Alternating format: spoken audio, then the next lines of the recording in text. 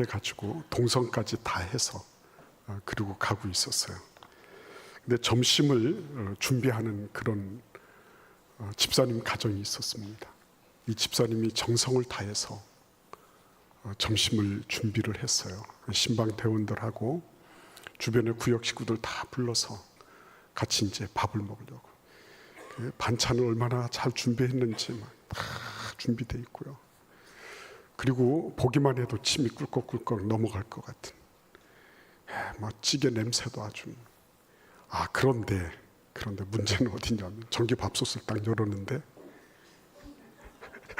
이게 밥이 안 된 거예요.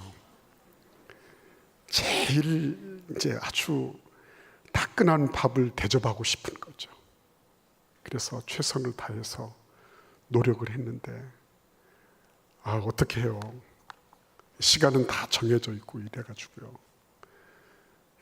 그래서 그냥 그때는 뭐 햇반 같은 것도 없잖아요. 그래서 그냥 나오게 됐어요. 너무 미안하고 죄송하더라. 근데 이런 경우는 하나님께서 그 정성을 아시잖아요. 그죠? 정성을 아십니다. 근데 다른 경우가 있어요.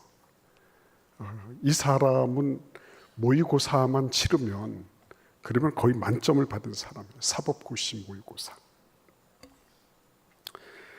아주 국내 제일의 법대를 가서 시험 쳤다 그러면 늘 수석이고 그랬습니다. 그래서 드디어 본 시험에 응했어요. 잘 쳤습니다. 잘 치고 자기가 이렇게 보니까 사상 최고점으로 수석을 할 것 같아요. 근데 떨어졌어요. 왜요? 이름을 안 적었어. 이름을. 맨 마지막 시험에 이름을 안 적은 거예요. 물론 그 이후에 합격은 했지만 평생의 교훈이 됐다 그랬습니다. 열심히 했는데 열심히 한 만큼 결과가 나오면 얼마나 좋겠어요. 근데 인생이라는 게 그렇지 않은 거예요. 열심히 해도 안 되는 경우가 있는 거예요. 이 남유다가 그랬습니다. 우리 같이 한번 본문 말씀 17절을 같이 한번 읽어보도록 하겠습니다. 본문 17절 말씀입니다. 같이 읽겠습니다. 여호와여, 잉태한 여인이 산기가 임박하여 산고를 겪으며 부르짖음 같이 우리가 주 앞에서 그와 같으니이다. 18절도 읽겠습니다. 우리가 잉태하고 산고를 있을지라도 바람을 낳은 것 같아서 땅에 구원을 베풀지 못하였고 세계의 거민을 출산하지 못하였나이다. 여러분, 바람을 낳았다 그랬어요. 임산부가 이렇게 배가 불러오고요. 그리고 산딸이 됐어요. 그리고 아기를 낳는 바로 그날이 됐습니다. 상고를 겪으면서 아기를 낳았는데 아기가 응애 하고 나와야 되는데 아닌 거예요. 바람을 낳은 거예요. 바람을. 이 바람은 뭐죠? 헛수고한 거. 남은 게 없는 거. 결과물이 없는 겁니다. 열심히 노력하고 과정에 땀방울을 흘리고 심지어는 그 어머니가 아기를 낳기 위해서 모든 고통을 다 겪었는데 결과가 없는 거예요. 여러분, 이게 성경만의 얘기는 아니잖아요. 그렇죠? 만약에 여러분 이거를 한번 쭉 생각해 보세요. 내가 마지막 내 인생을 정리할 때 그때 내가 노력한 과정들이 그대로 고스란히 반영이 돼서 그래서 정말 나는 내 인생 참 의미 있고 가치 있게 살았습니다. 하나님 앞에 섰을 때도 부끄러움이 없는 그런 생을 살았습니다. 이렇게 말할 수 있다면 얼마나 좋겠어요. 그런데 내 인생 대차 대조표를 딱 열었어요. 성적표를 딱 받았어요. 근데 거기에 크게 빵점이 그려져 있어요. 적자 행진이 그대로 결과적으로 나와 있어요. 얼마나 그게 허무할까요? 그렇죠? 우리가 다 열심히 노력하지 않습니까? 그래서 아이들도 기르고 지금도 여러분들 나오셔서 가치 있는 일을 위하여 헌신하시고 나보다 힘든 이웃들 위해서 헌금도 하시고 그리고 뭔가 좀 더 영원한 것을 위해서 노력하시잖아요. 그렇죠? 근데 이러한 자리로부터 빗겨 서 있는 그런 경우가 있다는 거죠. 남유다 왕국이 그랬죠. 남유다 왕국은 다 했어요. 하나님께 제사도 드리고 기도도 하고 나름 헌신도 하고 봉사도 하고 그랬어요. 근데 이게 뭔가가 맞지가 않는 거예요. 이사야서를 쭉 읽으면서 우리가 느끼는 게 뭐죠? 이럴 수가 있나 이런 거 아니에요. 그렇죠? 예배는 드렸어. 제사는 드렸습니다. 그러나 안의 삶과 제사를 드리는 그 안의 그 내부의 공간에서 일어나는 일과 바깥으로 나가서의 일이 판이하게 다른 거죠. 도덕적으로 윤리적으로 너무 부패해 있었고 그리고 약자들을 함부로 대했고 그리고 있는 사람들은 있는 사람들대로 더 많은 욕심을 챙겼어요. 위로부터 아래까지 다 부패해 있었습니다. 그러니까 하나님께서 이 부분을 이렇게 보고 계신 거예요. 선지자들을 보내시면서 말씀하시는 겁니다. 그렇게 해서는 안 된다. 그리고 하나님은 실물 모델을 보여주셨어요. 북이스라엘. 북이스라엘이 어떤 나라였죠? 그 나라도 나름 하나님 섬긴 나라예요. 나름 자기들의 국방력도 최선을 다해서 강하게 견고하게 만들었고요. 그리고 외교도 잘해서 아람하고도 연합전선을 펴서 아수르와 대항하는 그런 나라였어요. 다 잘했어요. 근데 결과는 뭐예요? 바람을 낳은 겁니다. 허무하게 무너진 겁니다. 아수르한테. 그 장면을 남유다가 지금 딱 보고 있는 거예요. 보고 있는 겁니다. 그런데 참 놀랍게도요. 이게 교훈을 얻는다는 것은 그래서 은혜인 것 같아요. 옆에서 아무리 무슨 일이 일어나도 나하고 아무 관계가 없을 수 있거든요. 아무리 비가 소나기가 억수같이 내려도 내 마음은 하나 이렇게 장독대, 마음의 장독대 하나 이렇게 딱 덮어놓으면 그 많이 내리는 비가 나하고는 아무 관련이 없는 거죠. 남유다가 그랬습니다. 남유다가 아무리 북이스라엘이 저렇게 해서 망했어. 잘 봐. 이렇게 하지만요. 남유다는 정신을 차리지 못했습니다. 그래서 이사야가 아파하는 거예요. 아파하는 거예요. 여러분들이 열심으로 노력했지만 상고를 겪으며 아기를 낳는다고 낳았지만 결국은 바람을 낳았습니다. 허무하고 허탈한 황폐한 그런 결과물을 낳았습니다. 여러분 이게 어떻게 된 일입니까? 이렇게 가슴 아파하는 거죠. 어떻게 하면 좋아요? 그래서 하나님은 늘 우리로 하여금 질문하게 하십니다. 질문하게. 내가 이렇게 사는 게 맞는 건가? 내가 이 길을 걷는 것이 옳은 길인가? 그렇죠? 아브라함에게도 하나님 그렇게 하시잖아요. 아브라함이 어느 날 75세 때 그냥 벼락 맞듯이 총 맞듯이 어떻게 해가지고서 하나님께 질질 끌려서 나온 게 아니잖아요. 그가 우르로부터 시작해서 하란에서 다시 가나안 땅으로 들어가는 이 모든 여정 속에서 뭐가 있었을까요? 고향과 친척과 아버지 집을 떠나면서 내가 지금까지 75년 동안 산 게 이게 맞나? 근본적인 이의제기가 있었지 않았겠습니까? 하나님이 한 말씀 딱 하셨는데 그대로 해야지. 이렇게 말씀하시는 분들은 스스로 한번 생각해 보세요. 하나님이 지금도 얼마나 많이 말씀하시고 있는데 말씀하시는 대로 여러분 또박또박 했습니까? 그렇죠? 저도 그런 질문을 하는 거예요. 아브라함에게도 너 떠나라 그런다고 해서 아브라함이 어느 날 갑자기 그냥 전기에 감전된 것처럼 벌떡 일어나서 갔을까? 아닌 거죠. 그러니까 여러분 그 전에 뭐가 있었겠어요? 하나님 계속적으로 그하고 동행하시면서 내가 지난 75년 동안 내 아버지 집 고향과 친척들과 함께 복달거리면서 살았는데 이게 제대로 된 것인가? 그죠? 이게 제대로 된 것인가? 이런 질문을 던졌지 않겠습니까? 그래서 결론이 뭐였죠? 아, 이거 아니야. 이거 아니야. 그래서 그가 행한 게 뭡니까? 하나님께서 제시하신 길로 가야 되겠다. 이거 아니겠어요? 예, 하나님께서 제시하신 길로 가야 되겠다. 그죠? 저는 저에게도 여러분에게도 이러한 질문이 있기를 바라요. 내가 지금까지 살아온 거를 막 유지하는 거, 그거 그래요, 맞아요. 이것도 유지하는 게 쉬운 일이 아니죠. 근데 근본적으로 내가 지금까지 걸어온 길에 대한 아주 근원적인 그런 반성, 우리가 메타 인지한다 그랬잖아요. 내가 지금 무슨 생각을 하고 있는지를 생각할 수 있는 거, 그죠? 근데 메타 사고가 있어요. 메타 사고. 내가 지금 어떤 생각과 어떤 길을 걸어가고 있는가, 그죠?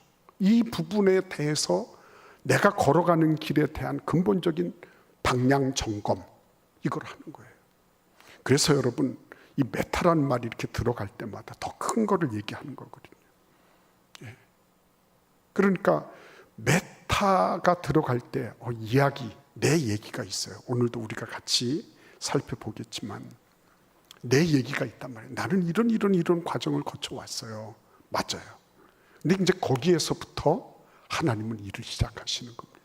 75년 동안 아브라함은 자기의 이야기를 구성하며 살아왔어요. 그런데 우리 같이 한번 12절, 13절 말씀을 읽어보도록 하겠습니다. 같이 읽겠습니다.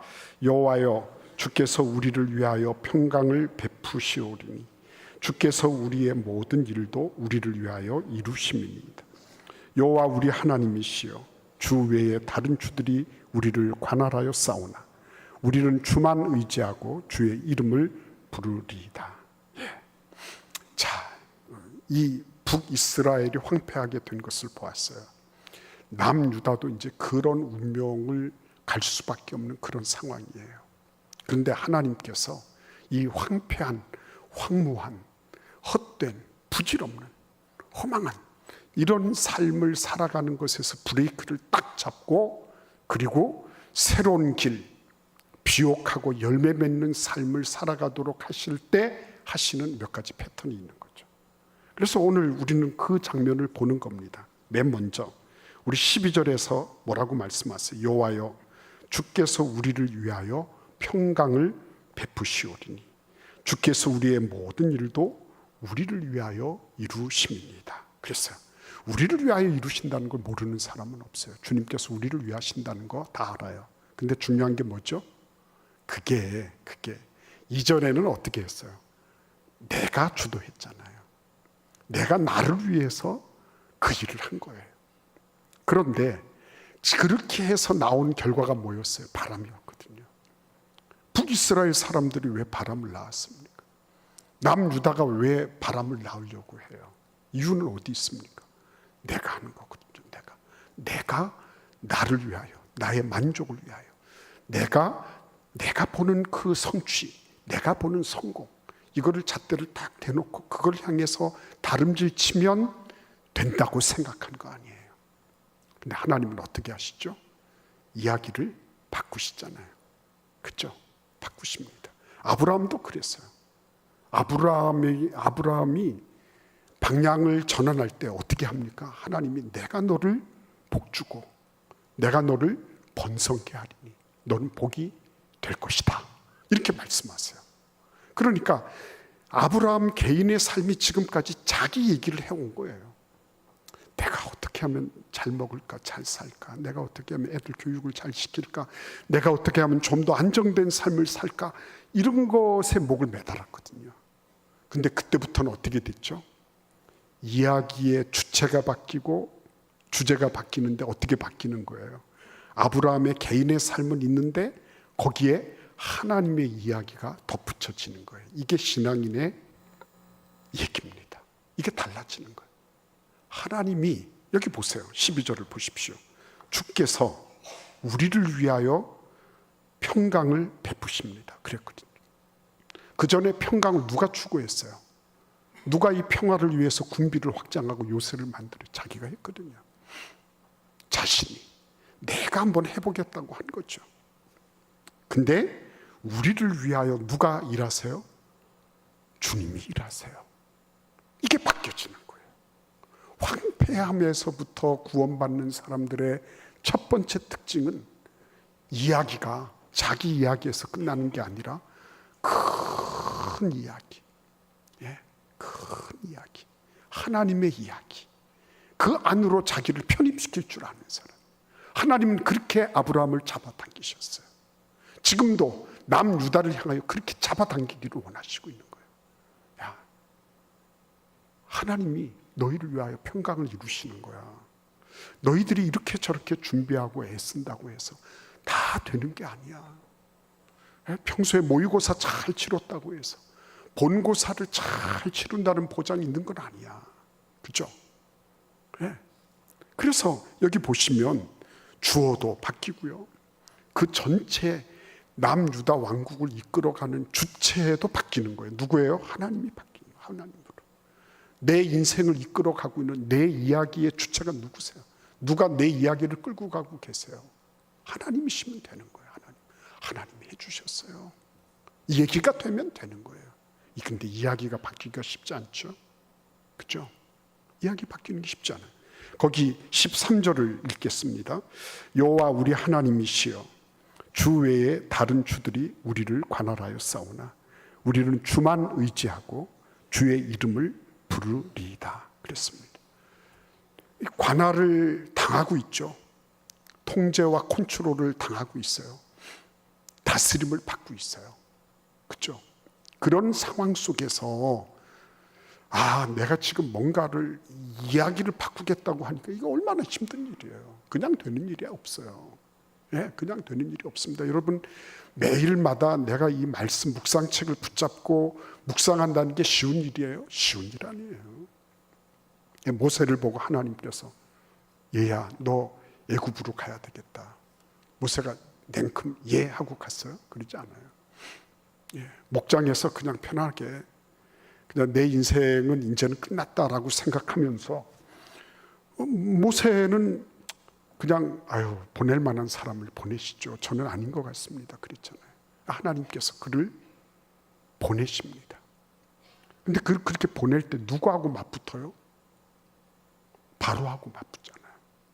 우리는 늘 내 생의 작은 이야기 속에 막 갇혀 있지만요. 하나님은 이 광야에서 양치고 있던 이 늙은 이를 누구하고 맞닥뜨리게 하세요? 제국하고 맞서게 하시는 거예요. 그러니까 월트 브루그만이라고 하는 구약학자가 얘기하는 게 그 얘기예요. 그냥 우리는 우리 개인적인 얘기를 하도록 만들어진 존재가 아니라 늘 하나님은 우리를 제국하고 맞잡이하게 하셨다. 온 세계 역사하고 맞잡이하게 하셨다. 이렇게 하시는 거예요. 그러니까 여러분 통치를 당하고 지배를 당하고 이런 것처럼 보여요. 그죠? 늘 하나님의 백성들도 누군가의 통치를 당하고 지금도 우리도 그렇죠? 내 마음에 맞든지 아니 맞든지 누군가의 다스림을 받고 있는 거예요. 근데 여러분 그 와중에 내가 지금 하나님의 다스림을 받겠습니다 라고 이렇게 얘기할 때는 그게 쉬운 일이겠어요? 절대로 쉬운 일 아니죠. 그 사람들이 그냥 가만히 있습니까? 너 내 말 안 들으면 죽는 거야. 내 말 안 들으면 공천 없어. 내 말 아니면 너는 너의 모든 근거가 삶의 근거가 다 없어지는 거야. 이런 으름장 같은 게 없었겠습니까? 있는 거예요, 여러분. 그래서 하나님께서 해주시는 게 우리의 눈을 다르게 뜨게 해주시는 거죠. 우리 같이 한번 이 말씀을 읽겠습니다. 14절 말씀 함께 읽겠습니다. 그들은 죽었은즉 다시 살지 못하겠고 사망하였은즉 일어나지 못할 것이니 이는 주께서 벌하여 그들을 멸하사 그들의 모든 기억을 없이 하셨음이니이다. 그랬습니다. 여기서 그들은 누구일까요? 아수르예요. 대적이에요. 근데 그들은 다시 살지 못하겠고 사망하였은즉 일어나지 못할 것입니다. 그랬어요. 여러분 여기에서 어떻게 뭐가 달라진 거예요? 하나님의 이야기 속에 들어가면서 그들은 우리를 통할하고 관할하고 우리를 통치하고 다스리는 위협과 그리고 공포의 대상으로 부상하고 있는 거예요. 근데 그들을 어떻게 보는 겁니까? 그들의 마지막을 볼 수 있도록 해주시는 거예요. 그들의 마지막. 위협하는 세력, 두려운 세력, 그리고 나에게 공포감을 자아내는 그런 세력들. 그 세력들의 마지막이 종말이 어떤지를 알게 해 주시는 거예요. 이게 다른 거예요. 하나님께서 우리 가운데 황폐함을 걷어내고 우리로 하여금 정말 열매 맺는 삶을 살도록 하시려고 하실 때는 근본적으로 그렇습니다. 저들이 지금은 어마어마하게 무서운 위세를 가지고 덤벼들고 있지만 그러나 그들의 마지막을 딱 보니까 결론이 바로 나왔습니다. 그들의 마지막은 멸망입니다. 그죠? 그들의 마지막은 멸망입니다.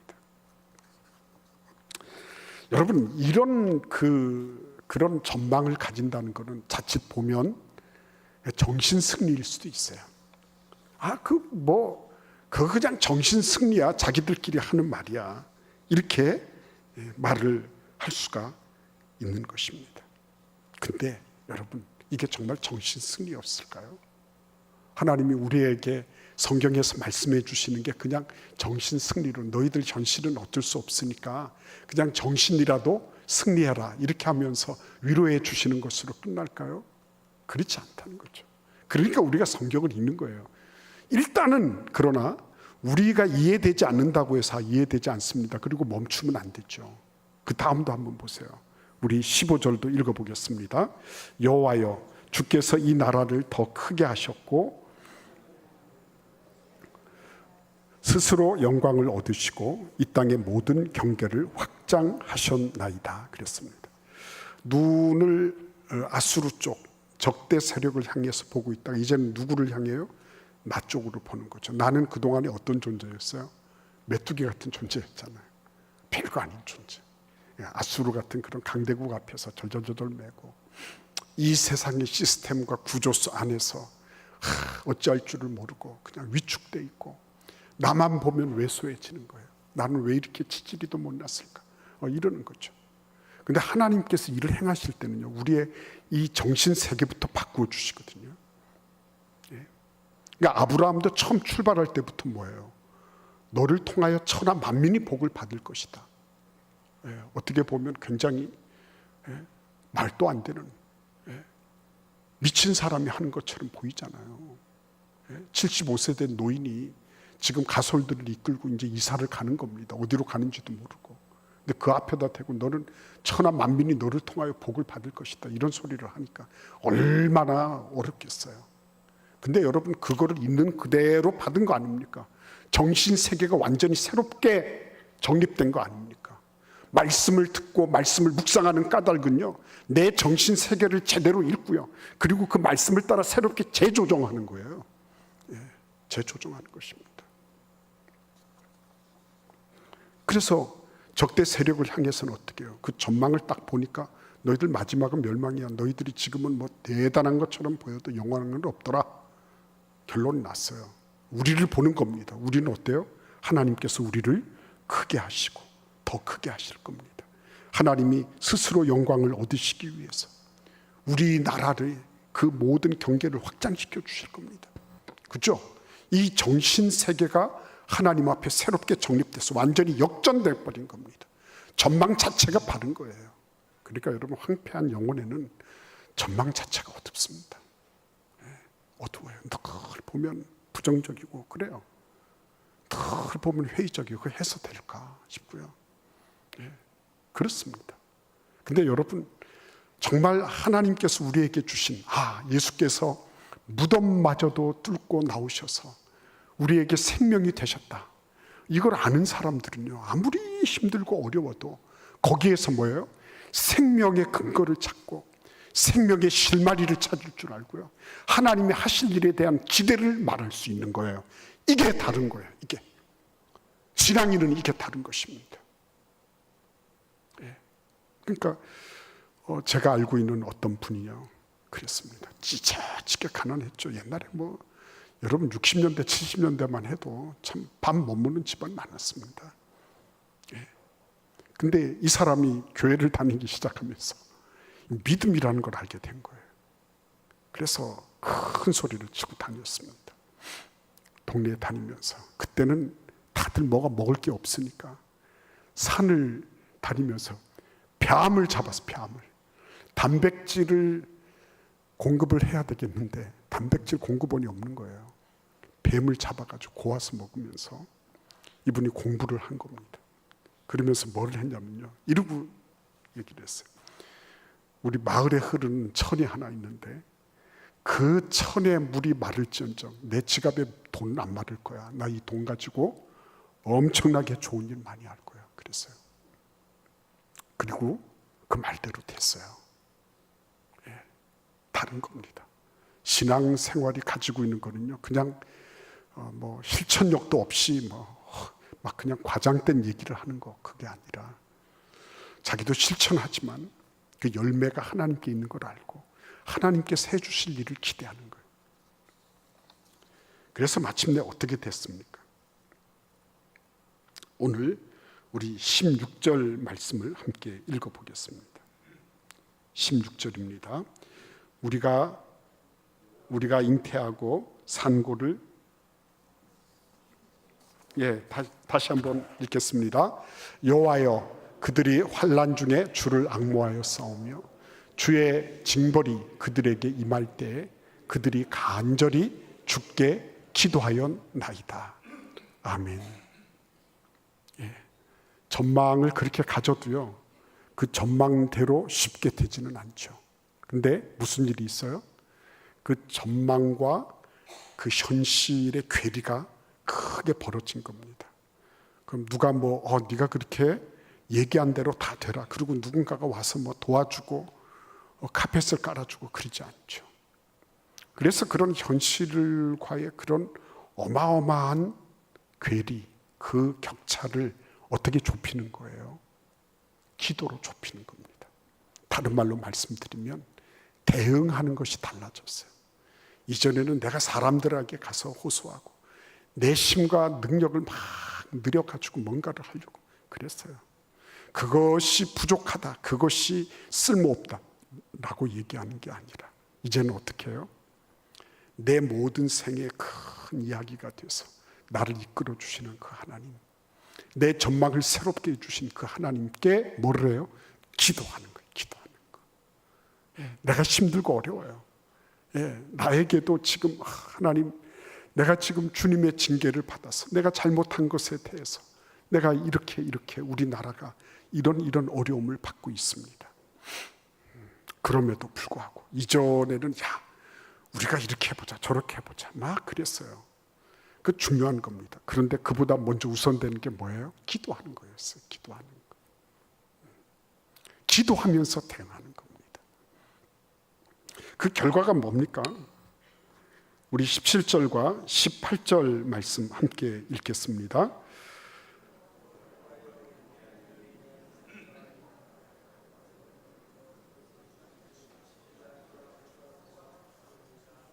우리가 잉태하고 상고를 당하였을지라도 바람을 낳은 것 같아서 땅에 구원을 베풀지 못하였고 세계의 거민을 출산하지 못하였나이다. 아멘. 땅에 구원을 베풀지 못하였고, 이 말은 참 뼈아픈 말이죠. 원래는 이 말은 어떤 말이었어요? 우리나라에 구원을 베풀지 못했다. 남유다 땅에 구원을 베풀지 못했다. 그리고 또 뭐라고 그래야 되죠? 땅의 거민을 출산하지 못했다가 아니라 뭐예요? 세계의 거민이 아니라 우리 남유다의 거민을 출산하지 못했습니다. 이렇게 돼야 되죠. 그런데 이게 대응하는 방법이 다르고요, 보는 눈이 다르고 전망이 다르고, 그리고 무엇보다도 이제는 내 얘기로 시작해서 내 얘기로 끝날 것인데 내 얘기 안에 하나님의 크고 근본적인 이야기가 들어오면서 뭐가 된 거예요? 이게 스케일이 확 늘어난 거예요.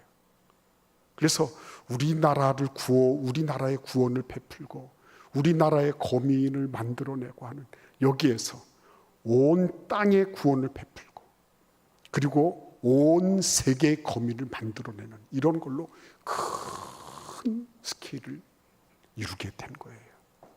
그래서 여러분, 우리는 어떤 사람들이라고요? 제국하고 맞싸우는 사람들이에요. 전체 이 시스템과 맞싸우는 사람들이에요. 그렇죠? 우리가 어떻게 함부로 우리 생을 살 수 있겠어요? 하나님께서 우리 모두에게, 오늘 우리 같이 기도할 거예요. 하나님, 황폐한 거, 그리고 있는 것 같지만 마침내는 다 소멸돼 버릴 것, 일시적인 것에서 우리를 구원해 주세요. 영원하신 하나님의 이야기 속에 나를 품어주시고 그 안에 거하면서 내가 미래를 전망하고, 그리고 하나님께서 이루실 그 일에 대해서 기대하게 하여 주십시오. 그렇죠? 내가 대응하는 방식이 달라지게 하여 주옵소서.